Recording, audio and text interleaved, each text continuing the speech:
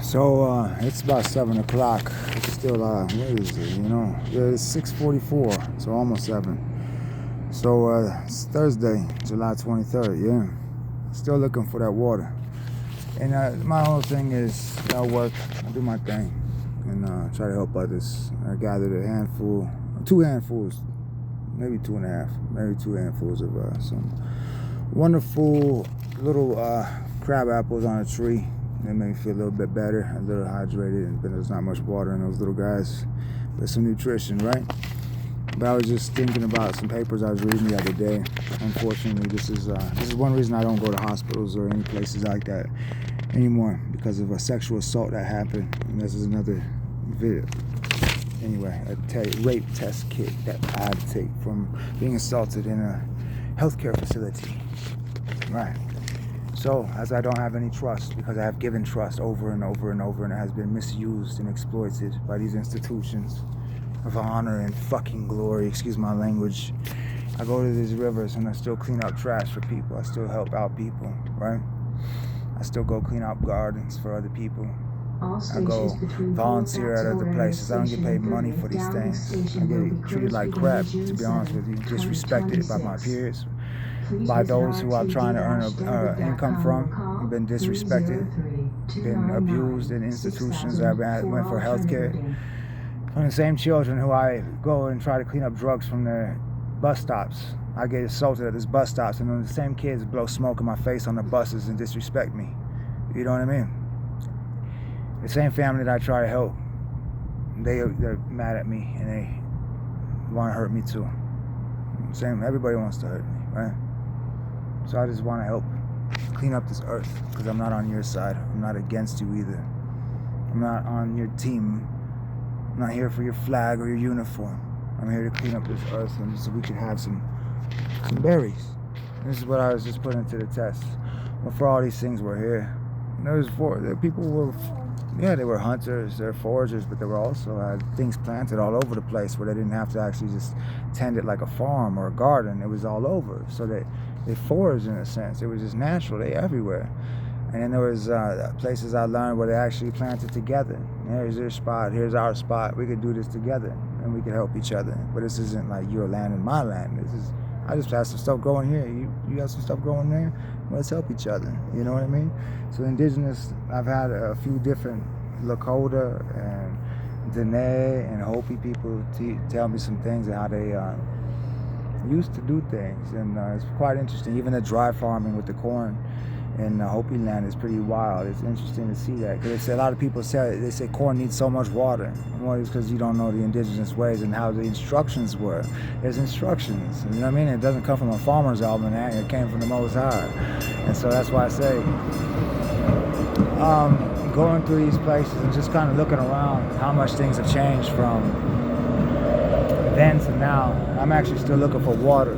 So on my way westward or upstream, I went to all these other places I haven't been to before, looking for streams that are clean, but everywhere I go, our government has taught houseless people to destroy their environments, not to care for the rivers. And it's fucked up. They did it through the parks too during the COVID epidemic, right? And then they came out from the places, and then there was an epidemic of drugs and giving out free needles and all these things for people to go to the parks and destroy that. And then now it's the rivers and everything else. But I was asking these people, like, how can we improve? Because I've been to city council and I gave them these ideas. They don't listen to me. You know what I mean? Whatever it is. So, this is why I just want to read a little bit of this, and then something about the education system and why I think our environments, why we're so disconnected. And I want to say, in Inglewood and the broader metro area, indigenous agricultural practices are a blend of ancestral stewardship, traditional knowledge of wild plants, and modernized, revitalized farming. The land is the ancestral home of the Cheyenne, Arapaho, and Ute nations. That's Inglewood and broader Denver metro, right?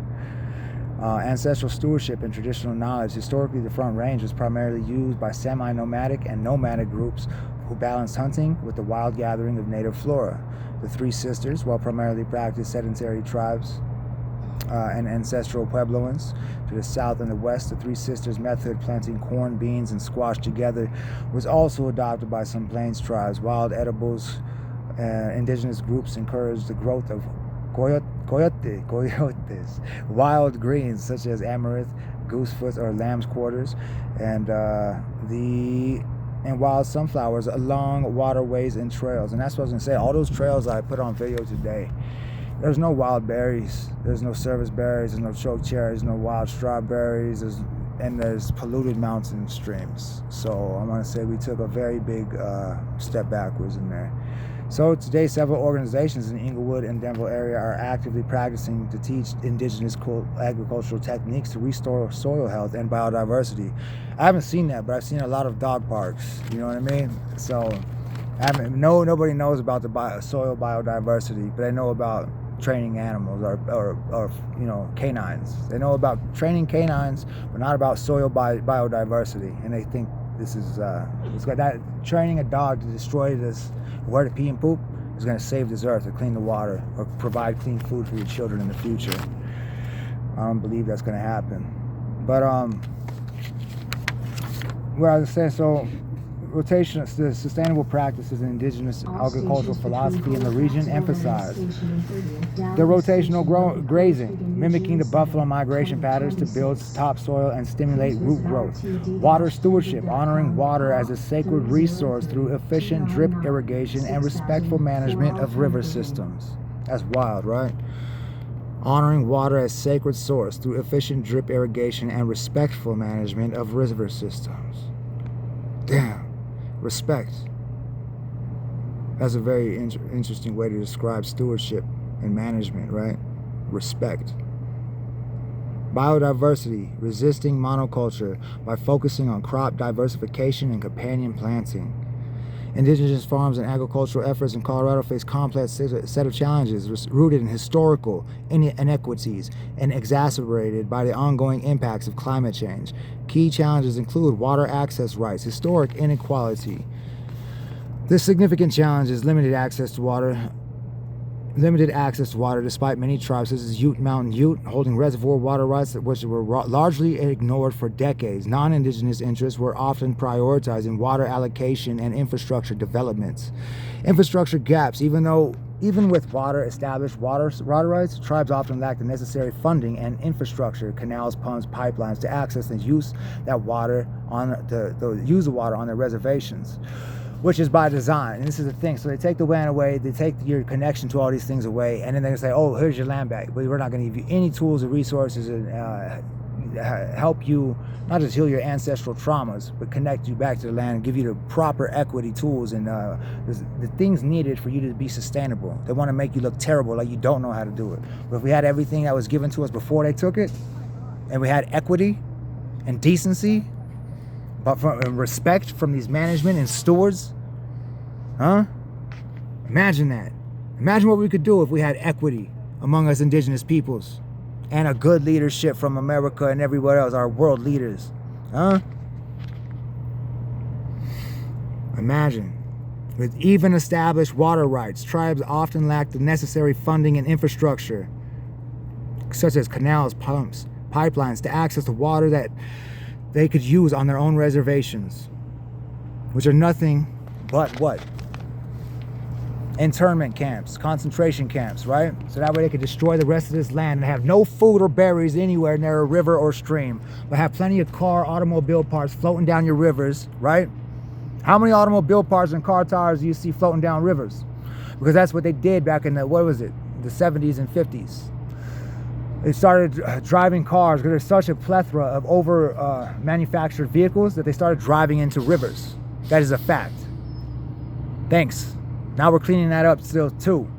So drought scarcity. Colorado's semi-arid climate and persistent decades-long droughts intensify competition for already over-allocated Colorado river system, making water management critical and difficult. Yet, our Kentucky bluegrass golf courses are everywhere. In every shopping center you go to, every apartment building, you got some artificial, non-indigenous grass there that takes how much water to water. And then you go and use your animals to pee and poop on this, which destroy the biodiversity in the soil and the very grass that you're trying to grow.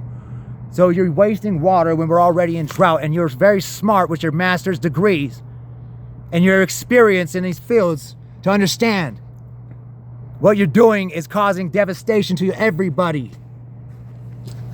So let's read this again. You guys are all fucking drunk and high at your fucking football games and your baseball games. You can't go fucking get a drink of water in a stream because you guys want to go get fucking high. Go get fucking drunk, smoke fucking vapes. You don't even know what's in that shit. Indigenous medicine was here for fucking millennia and everybody was fine. Y'all came here and want to destroy everything. Think you could do shit better. Look at the grass. No food. Huh? Not wrong. I'm not lying. I have nothing to lie about. No. But there's food everywhere for everybody. The land of plenty. So the land back movement, returning land stewardship to indigenous hands, addresses these systemic issues. Funding limitations, lack of access to financial resources, grants, and loan options hinders the ability to invest in necessary infrastructure, equipment, and adaptive strategies. The market competition, small-scale indigenous farms face challenges competing with large-scale commercial agriculture, big-box stores, making market access a hurdle. Cultural preservation. There is a delicate balance between surviving with limited resources and preserving traditional knowledge, language, and cultural practice, which requires protection from external exploitation. Because everything that has been given has been exploited. Yep. Everything that has been given has been exploited. Straight up. That's very important. And it's like it's not a me versus them thing. It's not a me versus us. It is the truth and reality. Land of the free, home of the slave. That's what it was. Before, you know what I mean? I mean, that's what it was. But this land is turning over. No, I said home of the slave. It was. No, I hear you. Yeah, I hear you. It was the home of the slaves, but we're free. We're not fucking slaves here. They tried to make it a slave nation, but we're seeing past that now. They tried to enslave American people. Good Europeans that came here, they tried to enslave them too. My fellow brethren, I'm European as well. You know what I mean? All of us got it, bro. So that's what I'm saying. So we're all they tried to fuck with the Indians, but they fucking. Well, I'm native as well. I'm indigenous as well. So I have both of that going through me. That's what I'm saying. So I don't speak bullshit. It's this institutions of slavery, of institutions of commerce, institutions of the state of lack, business and entertainment over family values. You know what I mean? Like cultural, like seriously. Like American wholesome fucking good, like a Derek Jeter's a good fucking dude. You know what I mean? Like I love, anyway, I love there's a whole fucking good American fucking classic American good examples. Tim McGraw's a good fucking American good American values there, but we don't celebrate that. We celebrate the abuse, the alcoholism, the drugs, the go faster, not the wholesome values, not the good caring for the land, not the corn growing in rows. You know what I mean? Not the family fucking, you know what I mean, having dinner at the dinner tables and conversations and protecting each other's neighbors. None of those are fucking, we don't have those conversations. You want to talk about guns and bombing Iran and fucking how much more fucking fast and loud my truck is than yours, not knowing how much pollution you're putting into these trees with your children's fucking air. It's just crazy. But anyway. It is crazy work, bro. It is fucking insane. But, you know, a lot of this has to do with our education system. When I grew up, I was telling somebody, and I was asking people about this question about our education system. Well, you know, Japan's a very small area, and I was in the Kingdom of Hawaii for a while, and I was like, this is a small area, it's paradise. Went through a lot of things to feel this, to look this beautiful. It's an alchemy, yeah? The volcanoes, all these things, that's how that land was built. But also I thought about this land, this is so much bigger with a lot less people per capita, but it's so much more polluted. And what is it? It's our institutions. We all are innately good. We all want to do good. Look at children. That's why I said very few simple rules. Like the men would go out and hunt. You know what I mean? Well, this is what it is. Together and like it took a whole village to raise a family, just like the old saying. Well, in a sense, but what it is, what I'm trying to say is like at the Bay Area beginning, we're children. The children, if you go see them, no matter what color they are, at the playground, they're gonna help each other up. They're gonna say, "Hey, have you drink it? Have you eaten a snack? Here's my snack. I'm gonna share with you." That's being childlike. That's what Jesus said. He said, Yeshua HaMashiach said, "Be childlike," which means don't see these illusions of this this worldly things are illusions. Which is why I don't believe that shit about Michael Jackson, because he didn't have a childhood. Exactly. So he wanted to be around children because that was robbed from him. I understand that. And it was also right by the book. Yes. So win-win. I feel you on that. They didn't like that. Yeah, I feel you on that. That's some bullshit. And so this thing, and what we're taught in school, I was taught to be indoctrinated and put my hand over my heart and pledge allegiance to a flag. I had no idea what it meant. Even though the American national anthem, the third verse is not sung because it talks about murdering hirelings and slaves. That's not sung. The third verse. It's an embarrassment to sing it in front of the world because this place was built on slavery, not freedom. Not freedom, and that's why I'm saying it. So it's busting at the seams. But the thing is well, thinking about it, when I was a child, I was taught to be indoctrinated into a military slave encampment. But in Japan, it's such a small area. So I was getting back to the islands. But they were taught in school to have respect for they respect the teachers, and they have help the teachers clean the classroom, number one. That way they have respect for their environment. So there's no pollution in Japan. And then they help clean their environments. Most people would just talk. No, exactly. I'll wait till I get to That's exactly what I was gonna say. So they would. On down the line. So since childhood, they taught that they're not beneath their teachers, and the teachers are not superior to them. But we have a hierarchy of class, age, race, sex, everything else. Yep. But over there, and so these small places, they were taught from a very small place that we're all in this together. This is all of our environment, from this classroom to the outside, and we take that home as well. And then their food is not just nutritional, it's very communal, you know what I mean? And so it's but we've been taught fast food, fast everything, fast this, fast that, big bombs, big fucking not fast everything. Enough. And exactly, and so it's Can't get ready quick enough. And so it's like, but and I thought about it, they emphasize holistic development. In Japan, emphasize holistic development, discipline, and strong foundation in core subjects. And the system continues to evolve by integrating traditional values with nationwide digital transformation. But, you know, they lack, I mean, they always, and consistently, they're always some of the smartest people ranking globally in reading, mathematics, science. 1,000%. Right. And then one of the first things in holistic development and moral education that they emphasize, and for the natural medicines, herbs. Well, no, it's actually holistic development and moral education, character first. That too, start there. So that's what I'm saying. Our education doesn't do that. No. And all the teachers have problems with the students, and students hate the teachers because they're not on the same page. It's a vicious cycle. Exactly. And so our education system, this is where it all stems from. These institutions of education, healthcare, you know what I mean, management, everything else. And so that's what I said. So for the first 3 years of elementary school, they prioritize manners, social values, and emotional intelligence. Imagine if we were taught that shit. Manners, social values, and emotional intelligence in elementary school. You know what I mean? And you go home with that. And so that's why Japan, they're very polite. They're very modest.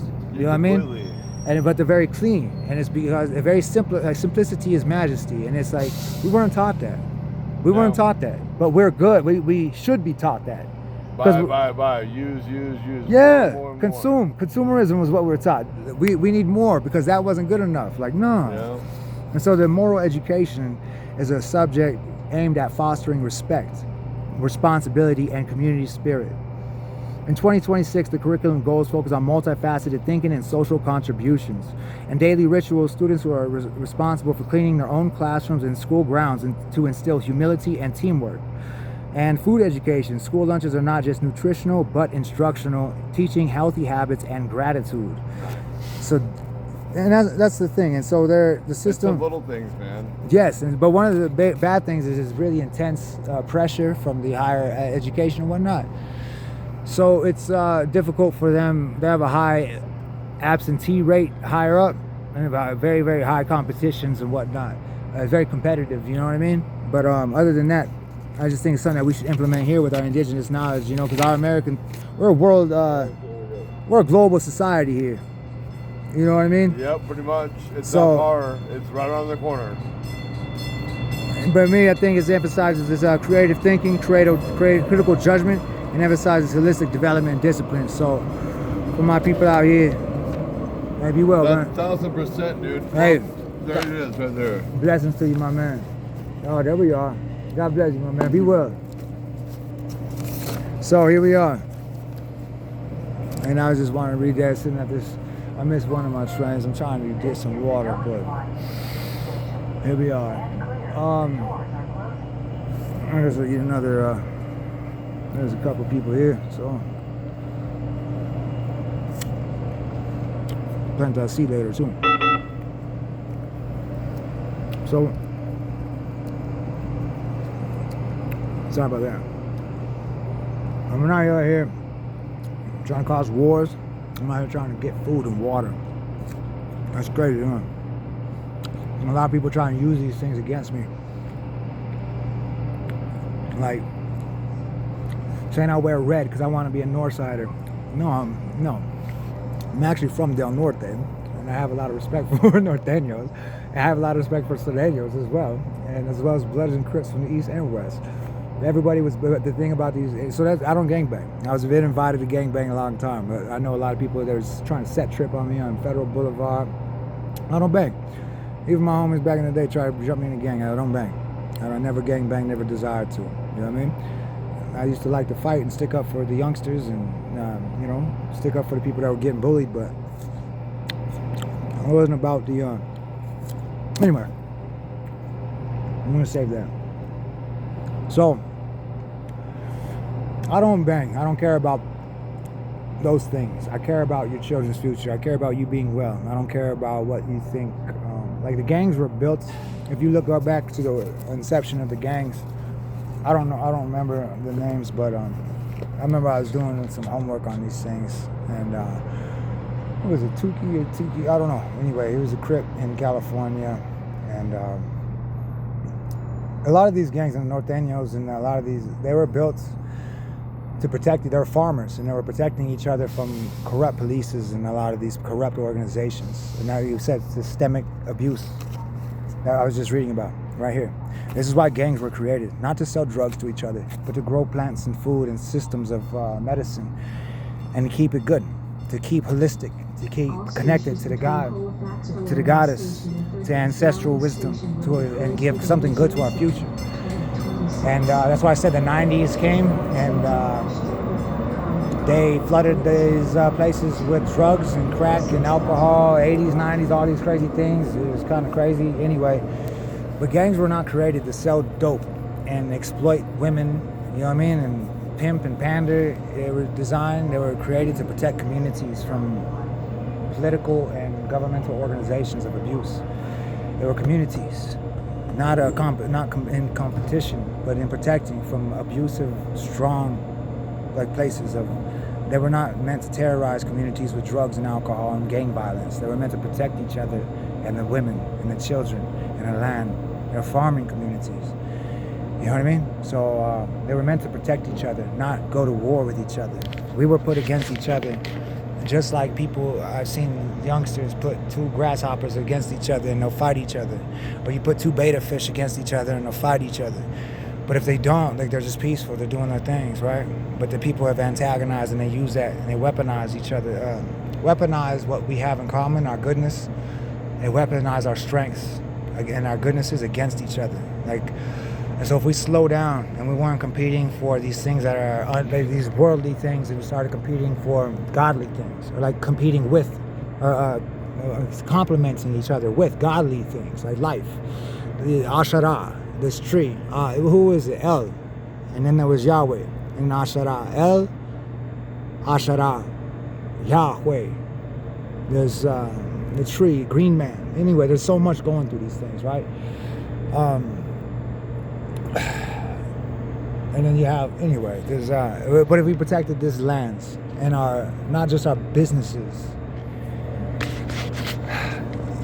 your business is protecting your children's future. I don't think investing in corrupt politics or governments and destructive, I don't know, recreation practices is going to be beneficial to anyone. It's not going to be a good book to read or a story to tell for your children, your ancestors, and 10,000 years from now, they're going to say, so this is what's written on these walls. Like Burger King, like Jack Daniels, fentanyl, like that's what they did with all this technology. They didn't, all this technology, and they did that to the earth. Literally, they could have had so much amazing medicines. Like, what if we took care of this earth and redeemed all of these things? All of these organizations that were built for goodness, like the United States of America, if it was actually united from the inception, and they considered the wives' pleas to be to be heard. Oh, John Adams, Mr. Adams, right? Mr. Adams' wife. I think it was Abigail Adams, I believe. I forgot her name, but she wrote and was pleading for him to be added into the Constitution, to be women to be acknowledged. He said absolutely not. He left him completely out. Now, what if it was actually not a male patriarchal thing, but it was a matriarchal thing? And matriarchal doesn't mean women are leading. It means it's a cyclical thing, not a linear thing. It's not an A to B. It's like an ongoing thing. 7 generations before us, 7 generations behind the next ones, and we're the conduit right here in the middle. So none of this is ours. It was inherited, it was borrowed from our children and inherited from our ancestors, but it's not ours. We have to pass it on. What do we pass it on? Everyone's worried about a legacy. So you are remembered. What if they remember you by you not wanting to be remembered, but by you doing the right things? If you have to go destroy everything and put your face on everything, you probably haven't done too much to be remembered, because you have to go and put your face on everything, and nobody wanted to do that for you, or like nobody wanted to write books about you or just tell a story about you. You know, Oliver Eaton Johnson, before they wrote that book, all of his tales were just oral history. Most of these stories are. But then now you have everyone, if it's not real, if it's not, I don't know, you don't read it, it's not, I don't know, half the shit. Anyway, what I'm trying to say is there's a redemption for all of us. And there's so much goodness to be had in these wholesome things. You know what I mean? And I believe in having fun, and I love having fun. But I don't like being abused anymore. I never did like being abused. So, yeah, I'm still hunting for, searching for water. So, we'll find me a water somewhere, some clear creeks somewhere. I already went to Clear Creek, it was polluted. I'll go somewhere else, I don't know. Love you guys.